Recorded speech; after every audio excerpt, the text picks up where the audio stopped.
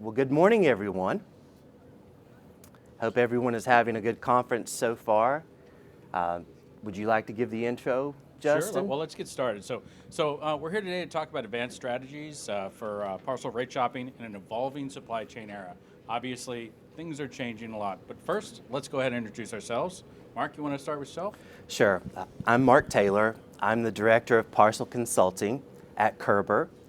I have 20 years experience in the industry, starting with FedEx, where I had various roles of hub industrial engineering, operations research, and new service development.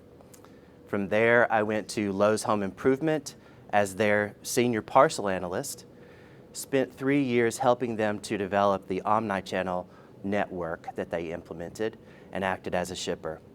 And so for the past 10 years, I've been working and helping clients to negotiate and analyze their parcel programs in order to save money with UPS, FedEx, and the other parcel carriers.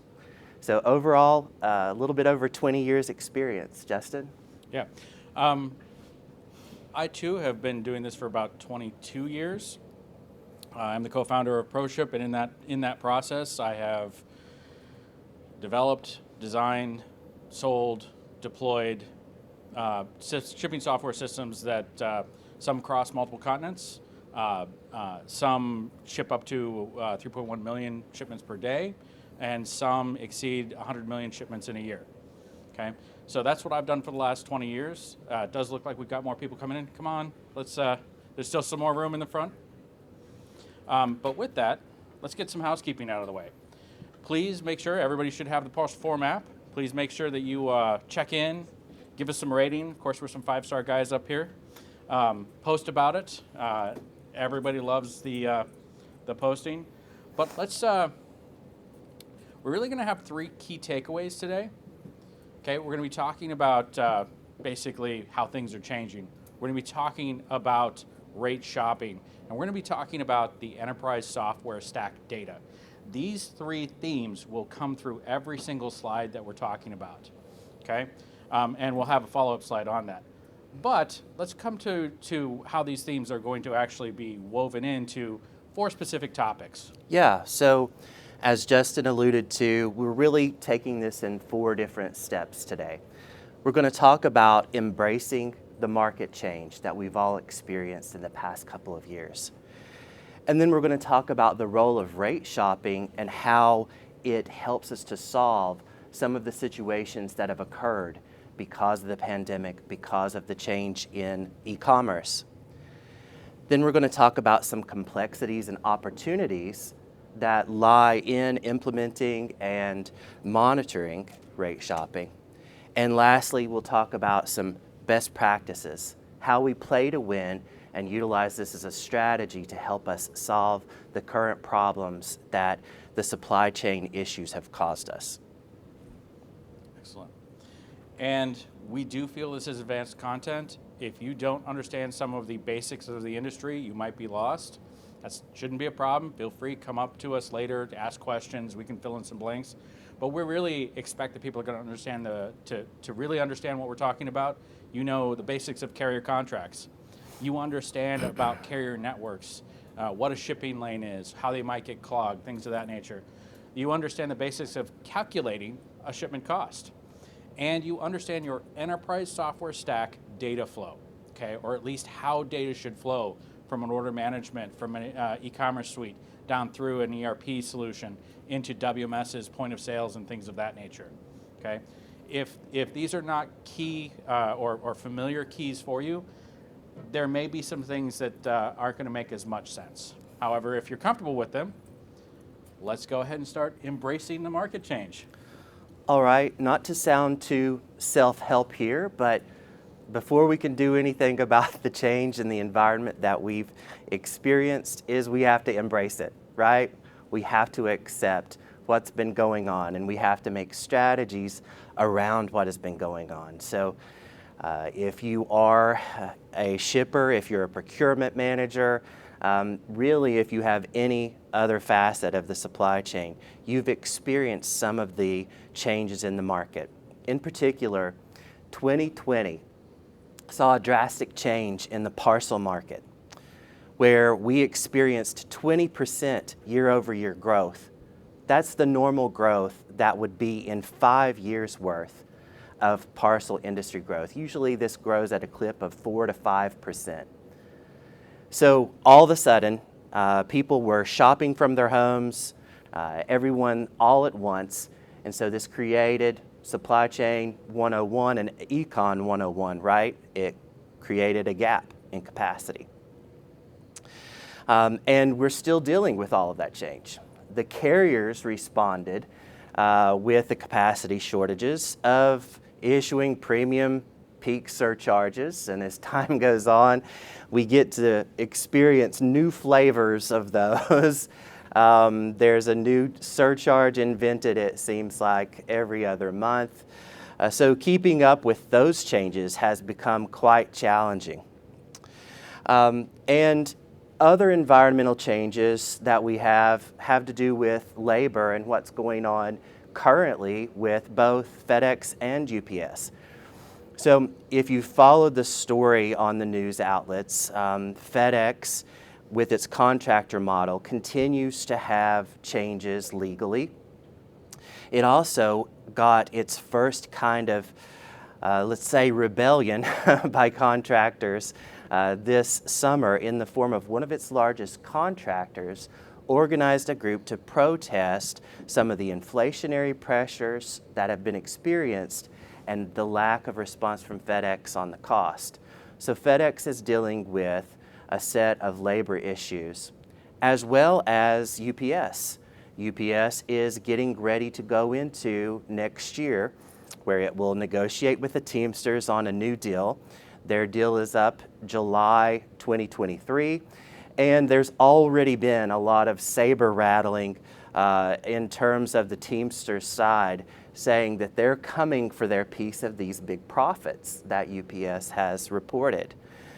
So all of those changes, and what does rate shopping have to do with this big, ugly environment that we have, is helping us to solve some of those complexities, the frequency of change in surcharges, fuel tables, DIM, all of these things that we experience as we manage these parcel programs. There has to be a technology-enabled solution to help us get through that. And Justin, did you want to add? Yeah, so my takeaway from this is volatility, right? Every year, sometimes every quarter, we have found different and unique constraints being placed upon us by our carrier partners. And, well, we didn't even talk about the longshoreman strike that's possible, right. The railroad strike that was narrowly averted. It does not look like from the supply side or from the shipping side that we are going to be away from volatility for many, many years. Yeah, so we also felt this in negotiation, right? On the screen here is an index that we follow with my team from FreightWaves. It's a great resource. It's called the Supply Chain Pricing Power Index. What we've done is trend that out through the past 2 years. So to explain this graph a bit, the top red line is where we cross into an environment that is carrier leveraged for negotiation. The green line is where it is shipper leveraged. The pricing power is the black. The higher the number, the more carrier leverage, okay? So if we follow and look at what happened in the change in the pricing power and the negotiation ability that we have, in the summer of 2020, when the first restrictions came into place, that's where that e-commerce spike came, and that's when the capacity shortages started. So the carrier leverage increased to a completely leveraged environment for more than 2 years. So the good news that I can share with everybody is that in 2022, there's more of a trend downward towards more of a neutral environment for negotiation. We've seen this both on the trend here, and anecdotally, I've seen this in my practice as we help our shippers negotiate. Now, UPS and FedEx, caveat, want to pretend like we're still in the above the red line here, okay? But we do have some evidence. It seems to be kind of half and half right now, where we see some of the same behaviors that were during this 2-year period starting to change. And as we go forward, and as most retailers have experienced volume softening, we expect the negotiation to get better. And we did a poll a couple of weeks ago on a live webinar, and we actually saw 50-50 people feeling like they're getting some power back in the contract negotiation. So it's kind of it is kind of being seen by the market, at least by the market we're in contact with. Yeah.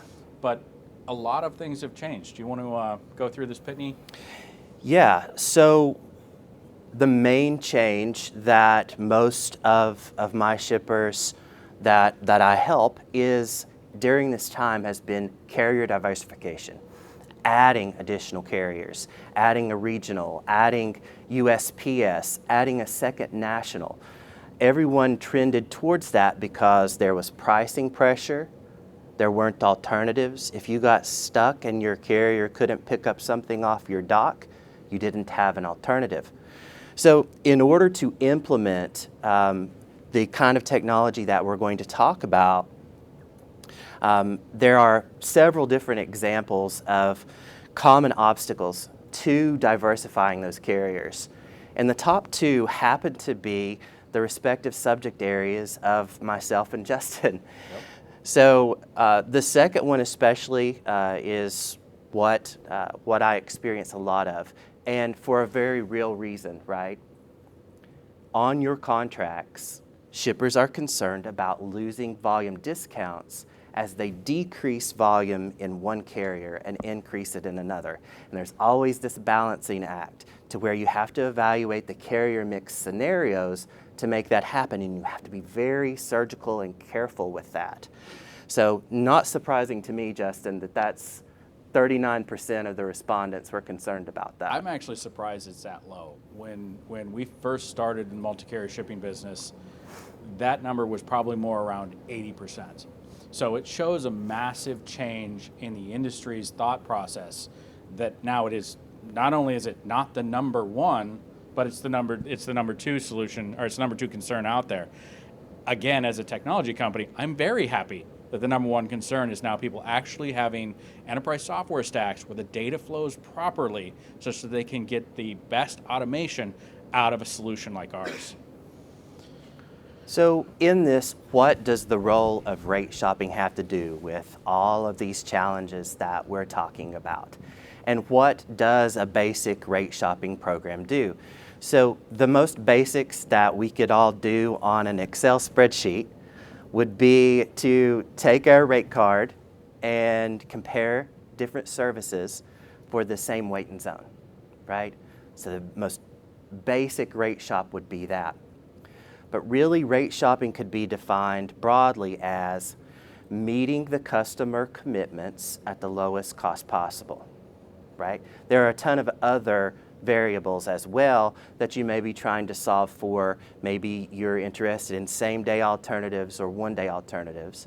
But in general, most people are solving on how to meet their customer commitments with the lowest cost possible.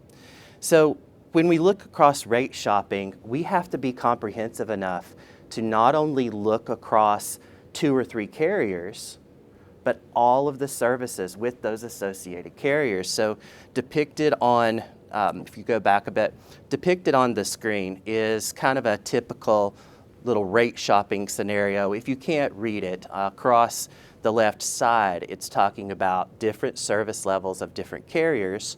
Can these meet my commitment? Some of them may automatically be canceled out, right, from the first time the rate shop goes through because it sees that that's not available in the geography that you're using, or it's not going to get it there on time. And so why rate shop?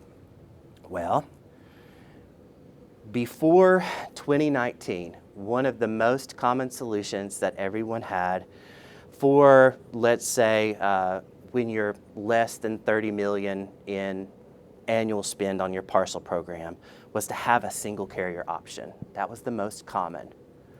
And there was a tipping point somewhere around there that people would implement a second national or supplement with U.S. Postal What was Service. that number again for the audience? 30 million. Okay. Now that number has changed, okay? Because of trying to get things off of our docks, we've had to change to really diversifying at any spend level. So I've helped people that have 5 million diversify, as well as those that have 300 million in annual spend in their parcel programs. So we have to rate shop to enable us to solve for this complexity that we're seeing in the networks. So what does an advanced system do as we kind of gear up for all of the intricacies that you're going to talk about, Justin? An advanced rate shop is able to not just include those factors that we talked about that are the basics, where we're comparing weight, zone, pricing, maybe a few high-level accessorials. Advanced rate shopping also has to incorporate specialized pricing programs that, believe it or not, make it very complex, right? Multi-weight, zone skipping, those specialized pricing programs that the carriers give to shippers to have a win-win deal. In the case of multi-weight, that's an example. So not only do they have to incorporate more parameters, but they're doing this dynamically, and they're doing it at scale, and they're changing along with all of these carrier changes that we've experienced. Yeah, so let's move into some hard parts here. And as we look at how the industry has changed, how do we actually do proper rate shopping, and how does that evolve from a simple rate shop through a time and transit shop into advanced date shopping? Okay, so here's where we're going to cover 9 different areas that need to be accomplished in order to properly execute. And when we look back at this, right after fuel surcharges started happening, right after some of the accessorials started to become permanent in the industry, the first and most important thing that was necessary for any shipping software to do, whether that's inside your WMS, whether you're going to ups.com, you have to have rates that make sense, right? You have to be able to compare them. You have to normalize across the different carriers and across the different services. Now, nowadays we look at it and we go, well, total is total. The amount I'm going to pay, that's what I want normalized. But it hasn't always been that way. The industry actually had to fight to agree to that, right? And it was quite an interesting fight between mostly the accountants and the logistics managers. Then we have to look at carrier service fit, right? Can I use the next day early AM to North Dakota? Well, in a couple of cities you can. Can I, and now that I'm using regionals, will that regional actually deliver to that destination? Okay. If I'm delivering to a residence, can I use FedEx Ground? If it's over 70 pounds, you can, right? So there's all of these little things that fall under carrier service fit that have to be checked. Otherwise, why bother using that data any further into the system? Now, as we take a step forward, we still have our original items, right? We still have normalization, carrier service fit, right? And we've sorted by lowest cost in total. Really easy, okay? Around 2007, the carriers started putting out a lot of time and transits for their non-express services. Now, at this point in time, you can actually do a time and transit filter. You can say this is going to need to be there in 2 business days, okay? Now, the key to that is the word business days. Is Saturday a business day? Is Sunday a business day? Is Christmas Day a business day? Now, pre-pandemic, we were heading towards a 7-day, 365-day a year, and it was starting to be like, this is not providing as much value. But as we've seen, every carrier that was doing 7-day delivery, at least at some level now, besides the same-day carriers, have backed off of that, okay? So we think that the economy has actually put some reality in what they're doing. So now what we have to do as we move into advanced date shopping is we actually have to look at everything, right? So we already have that normalization. You know, we're standing on the cornerstones we laid years ago. We've got the service level validation. We've got time in transit information. Now it's no longer filtering, but it's information. The next piece the next piece of data we need comes from your systems. It is the customer's expectation. Okay? Your WMS, your shipping software, whatever you're using to apply labels can't know what the expectation is unless you tell them or give them the data to calculate it. So if you're like, well, my Platinum Gold Extra Elite members get free next day shipping, okay? Well, that's an expectation, right? If my just run-of-the-mill customers, we're offering them 5-day shipping. You get it when you get it, okay? Well, that's another thing that the shipment execution software, it needs to understand that. Otherwise, it can't do the rest of this. It can't look at things like, when are we creating the label? So if you are doing what's known as end-of-line shipping, meaning the last thing you're doing to touch that box before it goes into a trailer, mind you, there might be some conveyor system between there, but if the last thing you're doing is applying the label, that's an end-of-line shipment. If you are batch shipping ahead of time and you're handing out a bunch of slappers, right, or you have a bunch of collates with the labels already on them, that is a front-of-line shipping. Slightly different ways to deal with that, but I want to be clear that what I'm going to be talking about is an end-of-line ship. With that end-of-line ship, if it's 10 o'clock in the morning, all of my carriers are available right now. They should be at the dock, or I have a pallet or an area that I'm building a pallet to put in that trailer, okay? What about 6:30, 7:30, 8:30? Do you still have all of your carriers at the dock? Have you had a last trailer pull for that day? Once you've had a last trailer pull for that day, we need to calculate what is the next business day for that carrier, right? Here on a Tuesday, I would say 99.9% chance tomorrow, Wednesday, is the next business day. What about if it's Friday? Okay, what about if it's a Saturday? Do you have a pickup on Sunday? Right, so now we start to get into the contract information, right? What are my pickup dates that I'm contracted for that origin? Because my warehouse in California may have different pickup options than my warehouse in Texas or in Ohio or something of that nature. Likewise, once it's been picked up, is that actually a transit date? Are you simply exchanging custody and that trailer is going to go sit in a yard until Monday morning? And it'll actually be inducted on Monday morning? So you need to know your transit dates. When is it actually going to start moving and what days will it continue moving? Will it transit over a national holiday? Okay, and that's going to vary by country that you're in. And then finally, just because it's transited to the end sort facility, is it actually going to be delivered that day? Okay, United States Post Office moves goods every day of the year, but they don't deliver everything on Sunday. Okay, all the rest of the carriers now have similar items again, where they will transit things more days than they actually have delivery days available. So just because it actually makes it to the sort facility on, let's say, Thursday is Thanksgiving, it may not be delivered that day. It may not be delivered until Black Friday. Did you just upset your customer because you have not met their expectations? You have not met that promise that was necessary. Okay, so these are really all of the things that are necessary in order to go through and properly calculate one layer on top of another. And in a good multi-carrier shipping software component, this should happen in less than half a second. This means it's something that you can do on a conveyor system. If you're picking and then throwing a license plate on and actually letting the conveyor weigh and apply the label, right?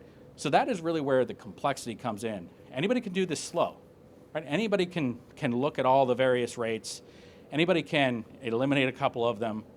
Can you do all of this fast enough to do it in real time across multiple printer applicators while you're batch shipping, while you're end-of-line shipping, so on and so forth? So you might remember this image from a couple slides ago. This basically is just a blown-up version. You can kind of see how our winner there, DHL e-commerce. Please note, all these rates are very fictitious. We made them up just to be able to talk about it. Do not use these for negotiation points. But you can see DHL e-commerce is the winner because of the way its time in transit is working, even though it won't actually leave our facility until tomorrow. Okay? There are others that would actually get it there earlier, but they're too expensive. Okay? There's some carriers that just like Worldwide Express Plus. Again, they're just like, nope, not our area, rate non-existent. Okay? So this is basically just a visual example again, with very fictitious data as to what you might actually be looking at inside the software itself. Okay, and of course, when there's questions, we're trying to get this thing done early so we can actually go into some of those questions. But let's go ahead and I'm going to stop talking for a minute here, and let's go into complexities and opportunities. So what are some of the complexities and opportunities that we have in being able to calculate all of this at scale? When he's talking about calculating this slow, that's what I do for a living, right? I have models that help our shippers to understand different scenarios and evaluate different expectations that we would have in implementing those scenarios. So complexities come into the case where not only is all of this having to be done half a second apiece, not only are we having to compare all these carriers across all these different service levels, incorporate all these different pricing parameters, but we have to do it dynamically. So everyone in the room probably is aware of the most recent announcements for peak surcharges and how those peak surcharges on both FedEx and UPS will change on a weekly basis for residential surcharge. So if you have shipping over 25 or 30,000 average daily volume for the June basis, you're going to experience a difference in how much over that June basis you're going to pay.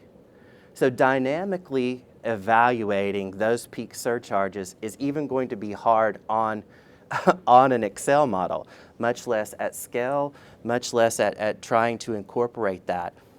Everyone also is aware the past couple of years the change in fuel surcharge and how that is. Did you want to add something there? I want to throw something in here. What he just talked about, how these peak season surcharges, they roll in at intervals. If you are on a Friday and you end up rate shopping towards a Monday, those peak season surcharges may actually exist on Monday. So you may end up saving money using your alternate carrier express service rather than going with a ground or a slower service on Monday.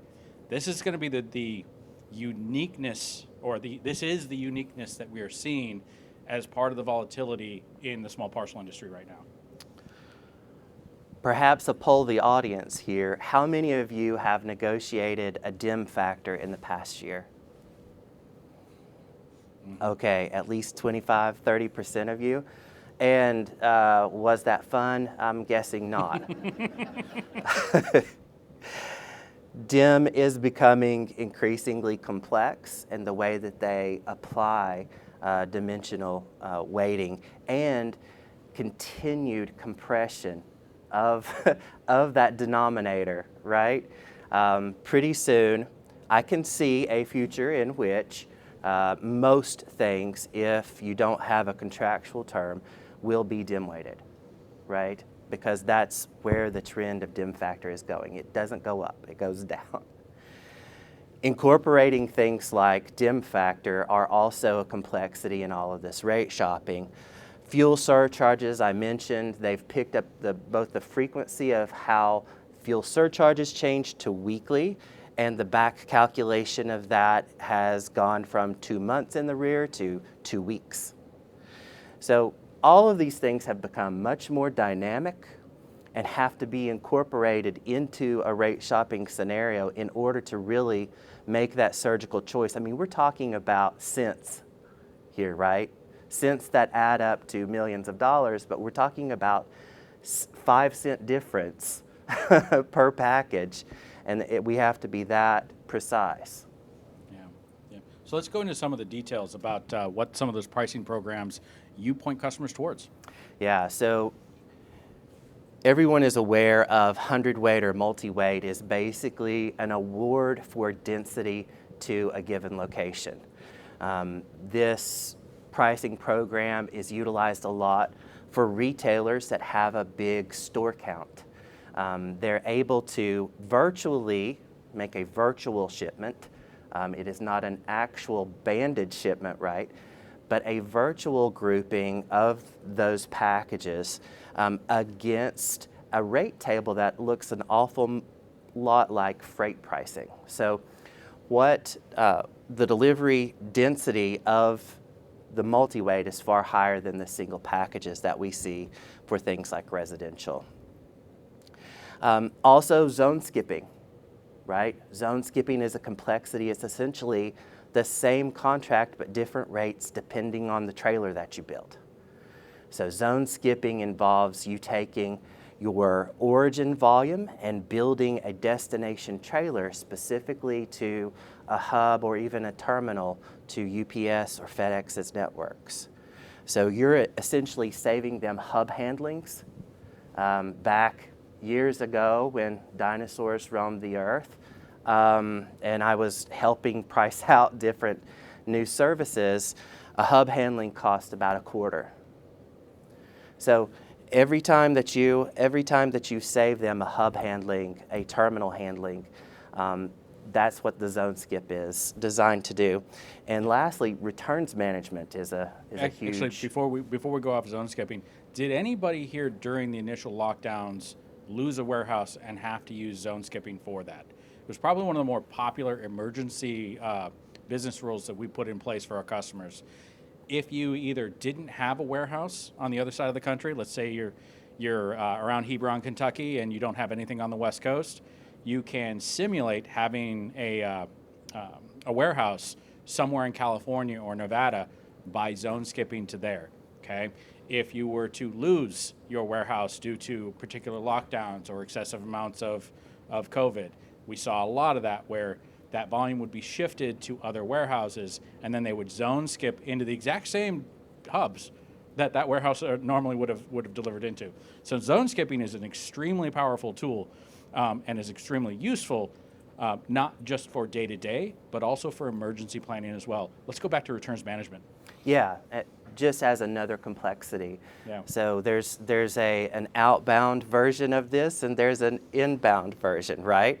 So we have to, when we rate shop, we may be including a printed label, and we have to rate shop across those services. So these are 3 programs out of dozens, Yeah. right? That we have to incorporate as part of a rate shopping complex into an advanced scenario. And remember, it's just because you ship something one carrier doesn't mean you have to return it with the same carrier. Just because you ship something with one service level doesn't mean you need to return it with the same service level. You can express it out with one of the national carriers, and you can postal it back in. So always make sure you're thinking about that. All right. So one of the other things we always have to look at is all of the change, right? Just in the first step alone, fuel charge comes out every other week, right? The routing guides change continuously. And as somebody who continuously attempts to try to stay up to date with the formats, the carriers do not always let us know about those format changes. So that's always a fun and interesting thing to wake up to. And really, that peak season surcharge activation, the uniqueness of the schedules, the question that I really have is, now that this year they're saying there might be some capacity over extra, right? 18 million to me is not a ton of excess capacity. It's not going to be distributed evenly across all lanes. So there might be some excess capacity. That's probably why we're looking at that negotiation pendulum moving a little bit more in the non-carrier favor, right? But how long are those going to be there? How weird are they going to get? And that's really the only word I can use. It's like, what creative thing did they come up with this year? Okay, so we have to make sure that we're dealing with those, and that you've got a piece of software that can deal with the weekly changes while still making sure that we're executing sub-second in order to allow all of your volume, to allow the best use of the labor you have in that warehouse that day to get the most volume out. Okay, we're a little behind here, but let's run through this last section for rate shopping best practices, and I think these next 2 slides are yours. Okay, I'll talk fast if you listen fast, all right? So one of the first things that we have to do is we have to establish an expectation of what our scenarios that we've come up with yield. The slow analysis versus the dynamic analysis, right? but looking into if we mix our carriers in this specific way, what savings do we expect that to yield? And the first thing to do is to gather all of your agreements, to really comprehensively understand what's in them. There are so many parameters. There's over 100 surcharges that you have to account for. Some of them are meaningful to you and some of them aren't, right? So what are you trying to optimize against if you don't understand your complete contract, any amendments, and anything that has changed over the period of a GRI? So that's what we first have to do. Gather and understand your agreements, develop an expectation of what you're going to implement with rate shopping prior to implementing a scenario. And then secondly, after we've developed that, you can advance, please. After you've developed that expectation, then we have to monitor and manage around what we have implemented. All of these business rules that Justin talked about, whether it's going to be shipped on Monday or shipped on Sunday, all of those things ultimately make a shipping decision. And on the back side of that, we're going to have invoicing data, we're going to have performance data, and we have to continue to monitor that to see if it's living up to those expectations. So there's a cycle. Developing the scenario, implementing the business rules and rate shopping, monitoring and coming back and revising. And that cycle just continues as you go forward. And lastly, validating carrier adherence is important to this too. You have routing guides, right? And you are looking at on-time service based on your routing decision. Are they really living up to the day promised? As well as I recommend, especially for large programs that you're looking at this all the time, but at least looking annually at what you're getting out of your parcel program, prioritizing in a simple list what you're spending the most money on, what you might need to go back to the table on to talk to the carriers about. Did you want to add? Yeah, actually, this brings up another thing. I overlook something because it's pretty standard in the industry right now, which is a best way group. Best way group is a set of carrier services you want to use to evaluate that type of shipment. And really when you're looking, when you guys are evaluating adherence, delivery times, all these other things, this gives you information to feed back into your multi-carrier shipping software, into your WMS, into whatever's executing your shipping, so that you know, well, you know what, maybe I don't want to use carrier A in the upper northwest, right? I don't want to use them there. It doesn't work. I'm going to pull them. Maybe you find out you're not using a particular carrier. You want to add them. You want to add them to particular best way groups. That's really one of those things where the synergies, right? The how your audit solutions, how your freight out and pay can actually help inform you how better to use the powerful software you have for shipment execution. So that's really my big add there. Yeah. So really kind of summing this all up, and we really do want your questions from what we've said today.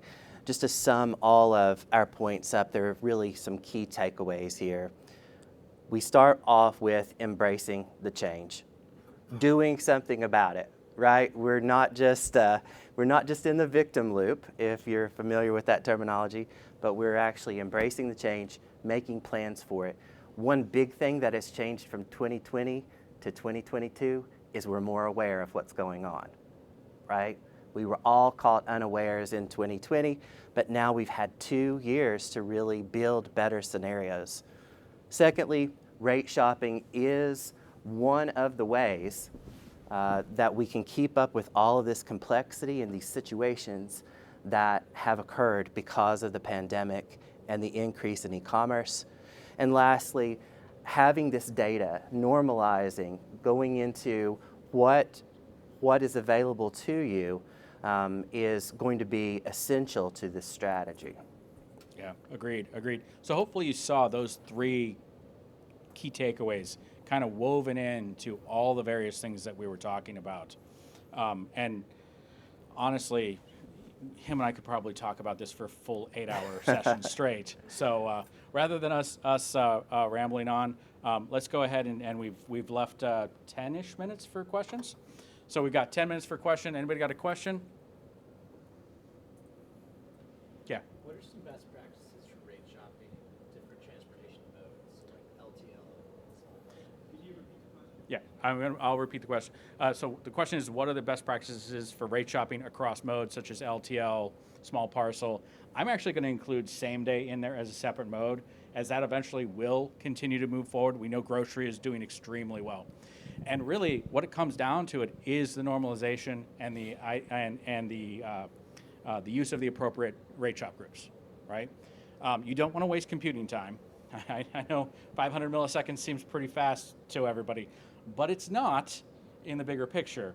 And like Google's whole desire to make everything as fast as possible, you don't want to put any more tax on the system as you need to. So if you know it's a sub 10-pound item, don't include LTL in your rate shop, okay?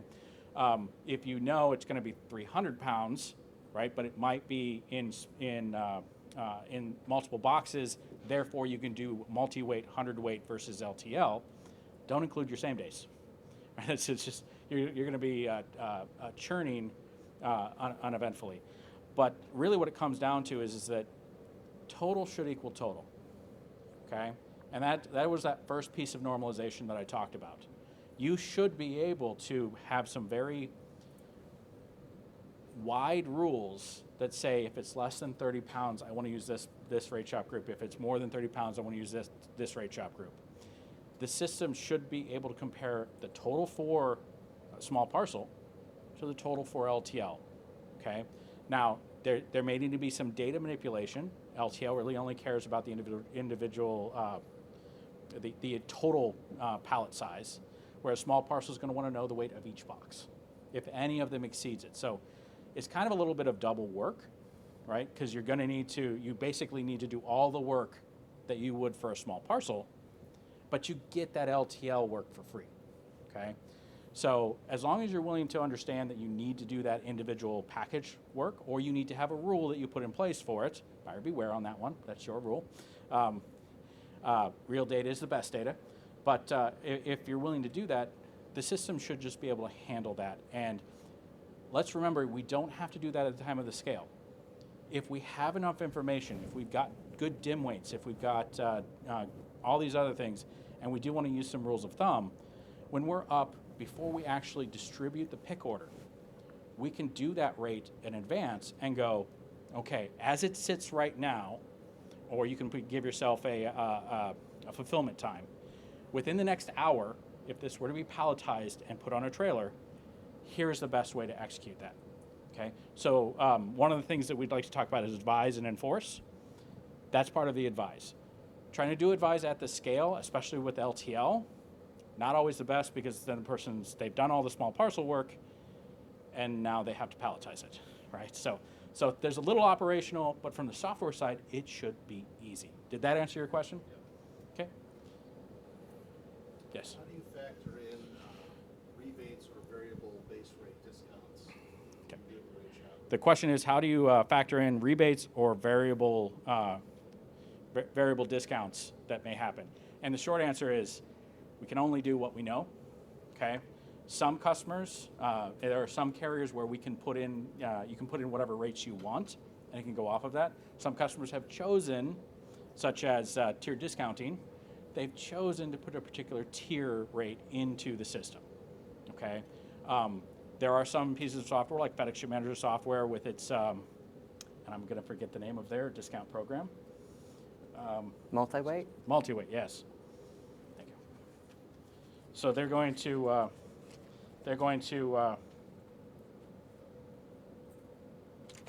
Got a message from the king. Exactly.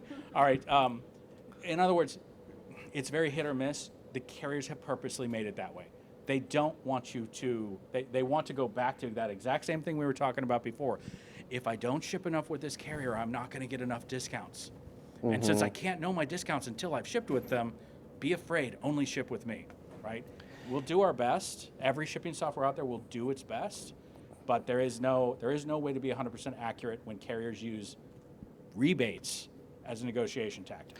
And when we do scenario management on that, when clients want to look at cost per package, there are at least a couple of different ways that people like to see that. Sometimes to incorporate that rebate, we would take the rebate and what it's on, project out for a year, and make that into a benefit per package. So that's another, you could incorporate that into the rate card if you wanted to incorporate it into Rate Shopping Live. But it's inexact, right? I can kind of follow up that question as well. So how does that play into some of these new accessorials that are volume-based? So the follow-up is, how does that play into volume-based accessorials? And the answer does not change. It is, again, this is a tactic by the carriers to try to keep you shipping with them such that you can better predict, you can put more information from his accounting numbers and say, this is what you probably should expect given your volume, given the way we expect it to ship. That, unfortunately, does not take into reality that first trailer pull to the last trailer pull and how that can dramatically make changes. And editorially, Yeah. when we help negotiations, we universally advise to get the discounts in the transportation rates or reduced accessorials or other facets of the program rather than rebates. Hey, take it where you can get it, right? But that's not the first place that we go to for savings, simply because rebates are frequently qualified on revenue. They hold the money that you would otherwise save every week in your invoice. They hold it for a quarter, a year. So we're always recommending that you go for real live things that take place in every invoice versus the rebates. But hey, like I said, take it when you can get it. Yeah. We got about 5 minutes left. I know there's more questions. There was a question over here. I just had a question.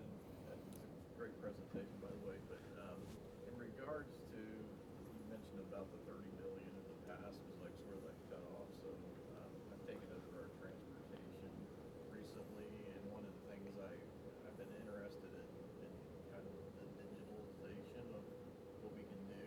And the one question I had is we're pretty standard operation. Like we have truck come in every day. It's not very complex, but the digitalization, like that upfront piece, like with the rate cards and stuff like that, do you negotiate with everyone and then have a rate card up front? And then the other question on the back end, the thing that, when I talk to the people that have been around for years, they're like, oh, we can't do this because it's too much work or whatever. But I just see it more as like when the package comes down, the shipper plugs it in, and then it tells you, kept saying seconds, so that tells you where to go and boom, you're done. Yeah. Is my understanding correct? Okay, so let me restate the question for the recording and make sure I've got it right. So the first one is, if you have a relatively simple operation, do you need to do all this negotiation stuff? And the second part was, though people complain about the cost of this automation, doesn't it make more sense to do it because you get such high throughput? Did I interpret the second question right? I think it's more the labor, not really the cost, but like they see someone is constantly going to have to be looking this up all the time, and so is it really worth it or not? So is the automation worth the labor savings? Yeah. And I'm going to start with that second question, and I'm going to turn both questions over to you. Okay. It really depends upon what your labor cost is, and it also it's not just the cost of labor, but it is the tenure of labor. If you have somebody who's been working in your warehouse for 10 years, that person's really efficient, okay? If you are unfortunately next to an Amazon warehouse all of a sudden, and your labor turnover is now, you have an average worker for 6 months or something of that nature, that automation is really a key to being able to leverage unskilled labor way more effectively than you might do hoping that you still have that tenured individual, right? So that's the thing that I always look at is I got customers that they say, great, Amazon just moved in next door, Wayfair is moving in, so on and so forth. I need more automation. I need to provide more value to the workers that I have, and I need to be prepared for the reality, which is I'm going to have a greater labor force turnover.